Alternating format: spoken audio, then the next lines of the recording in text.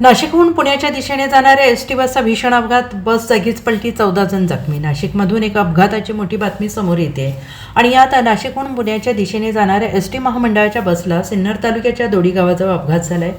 समोरून येणाऱ्या दुचाकीस्वाराला वाचवण्यासाठी चालकानं बस रस्त्याच्या डाव्या बाजूला नेली, मात्र रस्त्यावर अंधार असल्याने रस्त्याचा अंदाज न आल्याने बस जागीच पलटी झाली आहे. या घटनेत 13 प्रवासी आणि वाहक असे मिळून 14 जण जखमी झाले होते. त्यातील 5 जणांवर ग्रामीण रुग्णालयामध्ये उपचार करण्यात आले. इतर किरकोळ जखमी होते त्यांच्यावर प्राथमिक उपचार करून त्यांना पुण्याच्या दिशेनं मार्गस्थ करण्यात आले.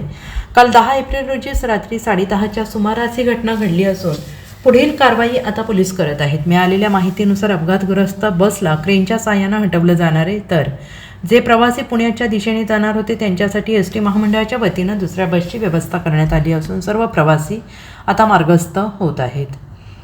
सुदैवाने या घटनेत कुठलीही जीवितहानी झालेली नाही. घटनेची माहिती मिळताच स्थानिक नागरिक अपघातग्रस्तांच्या मदतीसाठी धावून गेले, तर पोलीस प्रशासन आणि एसटी महामंडळाच्या अधिकाऱ्यांनी जखमी प्रवाशांना रुग्णालयात दाखल करून पुढील कार्यवाही केली आहे.